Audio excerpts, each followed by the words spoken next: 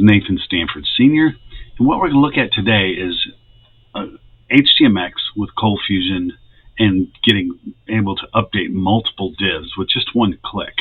What's good about that is, like, if you're running a dashboard and you have a list of departments and you click on a department, then it can update a list of the users, and over here it could update maybe a list of different tasks that are being done for that department.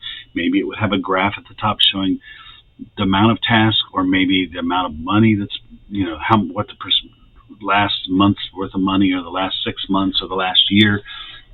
It's great for a lot of different reasons. You can update multiple places without having to put Vue, React, or Angular in here. You can actually just use straight HTMX, which is real simple to do.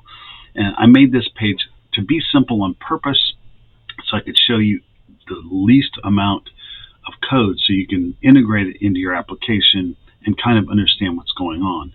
So I called the first button Form Example. When you click it, it updates the time here, and it updates this variable over here. Now this could be getting a user and getting information about the user to the right.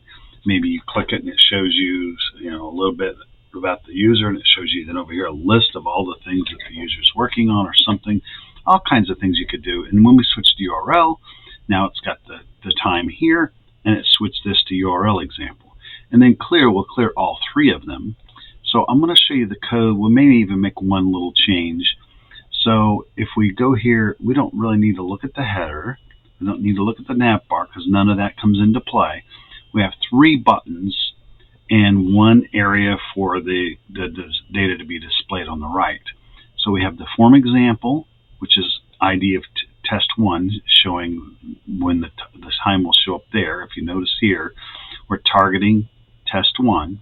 Now, if you have this inside of a ColdFusion output, of course you'll have to add an extra hash here to make it work. So if you're running into a problem, you're like, why is this not working?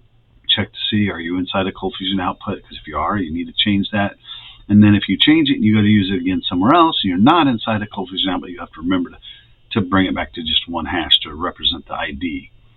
So here we're doing a post, and that's why I have the first one saying form, and this is the exact same thing, except now we're doing the get. And we're passing this fake value on purpose so that you can see it. And here's test 2, and then here is the clear. So let's look at test 1 and test 2. We're going to make a change. Test 1 is the form. So let's just change this to CF dump form. And then let's go to the second one. Now here, you can see down here is where it's putting the example 1, and it's doing this HX swap OOB, meaning out of bounds, true.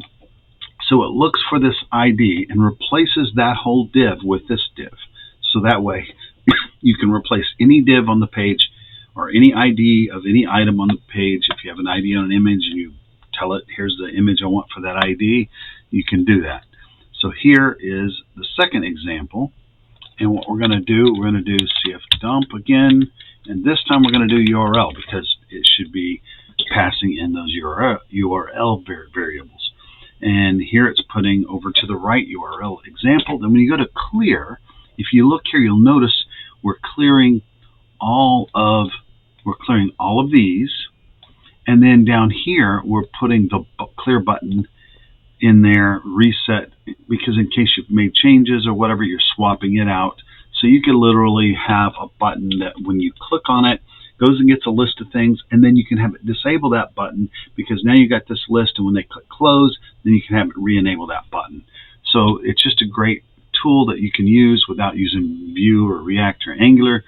You can real easily use this and not have to think too much. Now, if I go back to the index page for a second, one thing I did have in the header, I am using, for right this minute, version 2. If you're using an older version, none of the stuff I'm doing should break. But if something happens, let me know, and I'll make a video not using version 2 so that we can see that, what you would do different. But I don't think I'm doing anything fancy enough or anything complicated enough to cause that to be an issue. So here, when you click clear, it resets all of those. So we did do an update. So let's go back. Let's hit refresh.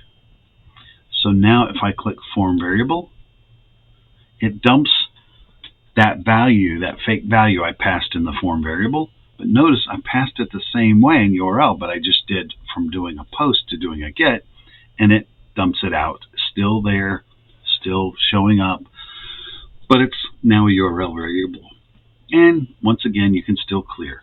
So I hope this helps you keep coding. If you have any issues or any questions or any other videos you'd like to see made of how to do something, sometimes I really enjoy being able just to build stuff that I know people are going to need or want to use.